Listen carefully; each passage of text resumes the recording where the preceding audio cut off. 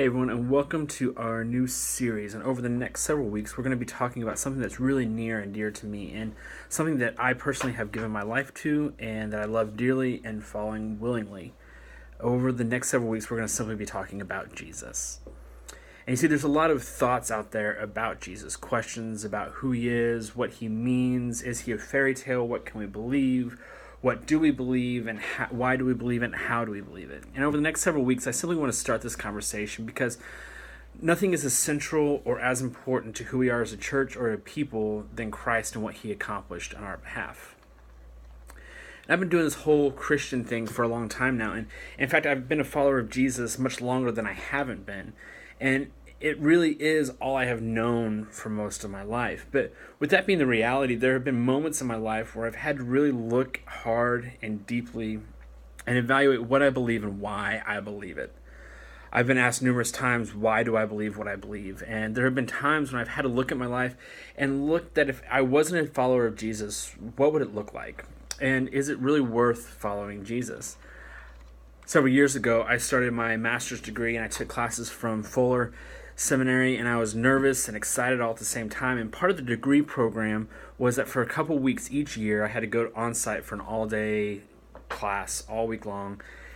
And they were brutal and they were hard. And I remember being at my first class and I was nervous and I didn't know what to expect.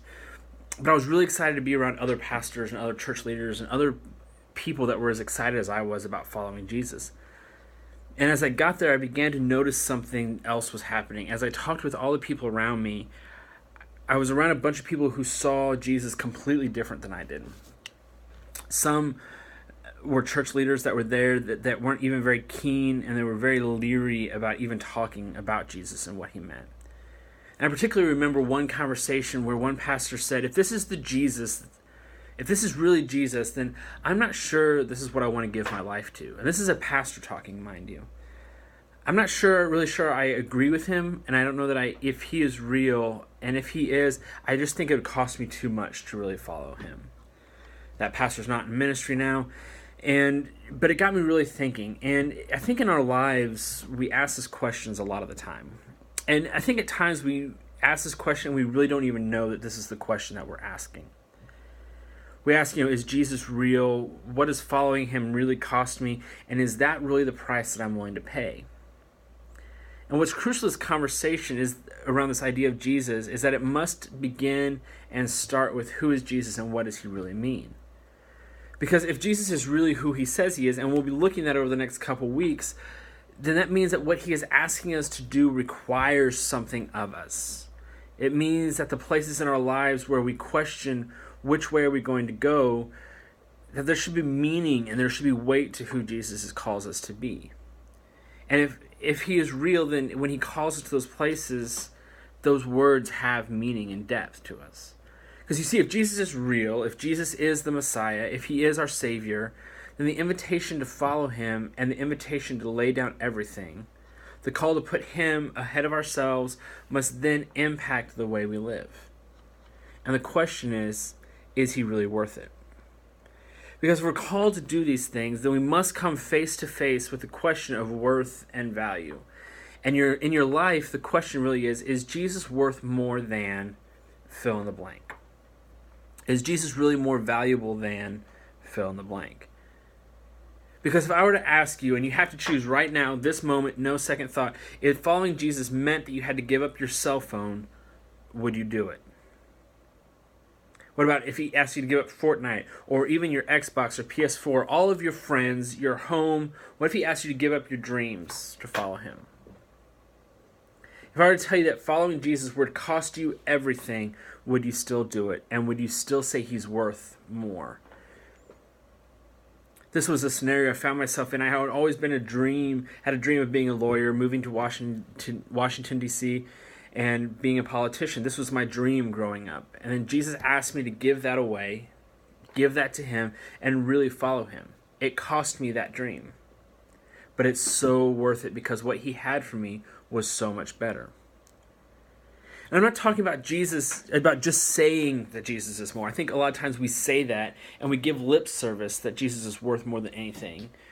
But when it comes to it and the rubber really meets the road, we don't really believe it. Because if he's worth more than everything, if he is more valuable than anything we have, if he is greater than everything around us, then it means that we have to live different. We can't keep living the same way. In the book of John, chapter 12, I want to look really quickly at a passage that just shows this real example. And Jesus shows up for a celebration at this huge meal. They're getting ready to party, right? And he and all the disciples get situated. And Lazarus, Jesus' friend who he had just raised from the dead a chapter before, was there with him. And Mary, who was really mad at Jesus a chapter ago for letting her brother die, was there. And all of a sudden she does something. She starts pouring out some oil, some perfume on Jesus' feet and washing it. And Judas, who is the same one that eventually would deny Jesus, is there. And he gets really upset. And he starts getting really testy. And he starts saying, that costs a whole year's wage. Do you know what we could do with that money? And Jesus just tells him, let it go. She knows what's really of value here. And here's the thing that we can take away from this. Mary knew how much Jesus was worth. Mary had experienced the power of Jesus in raising her brother from the dead. She had come face to face with Jesus the Messiah and knew he was worth it. Judas, after all this time, didn't. And he still followed Jesus, but he never allowed himself to be all in, to the point that it cost him something. He didn't even know the value of Jesus. And what amazes me is as we read the Bible and we learn the life of Jesus, we find that time and time and time again, Jesus would encounter somebody and challenge them to change, would challenge them to pay the price. He would challenge them to be different, and people would do it. The disciples were fishermen and tax collectors and more, and Jesus said, hey, lay it all down, come follow me, and they would do it.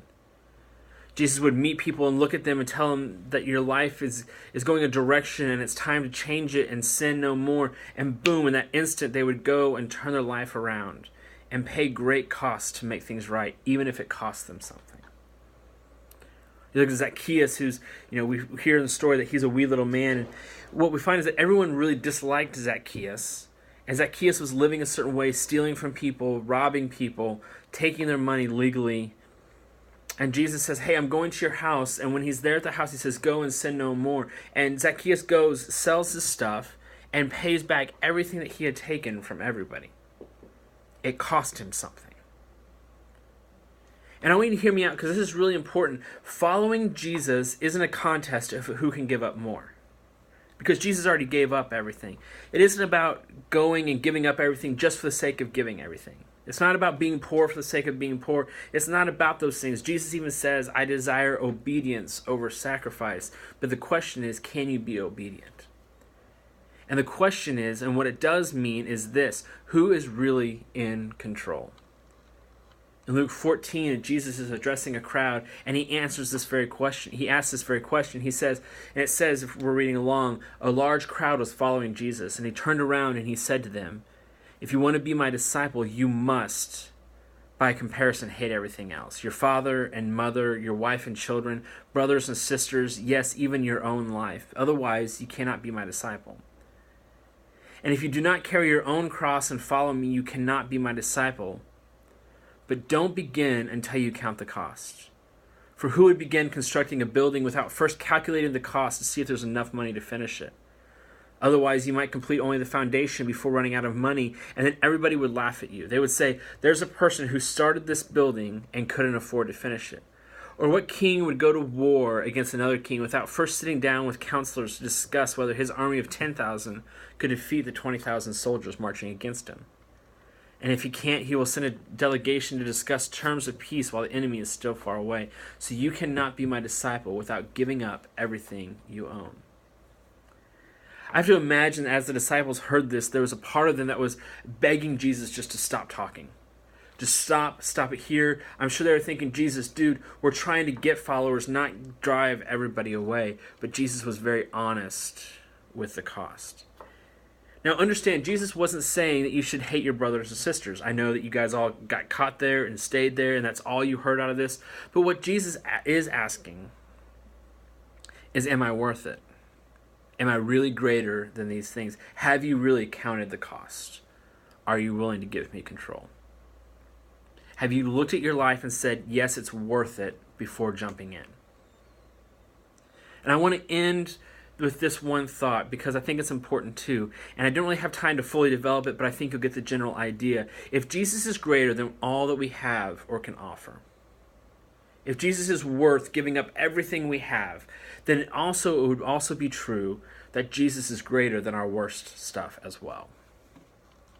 If he is really greater than all of the best that we can give him, if he's really greater than our families and our homes and all that stuff, then that same Jesus is also greater than every hurt, every disappointment, and every time we don't know where to turn.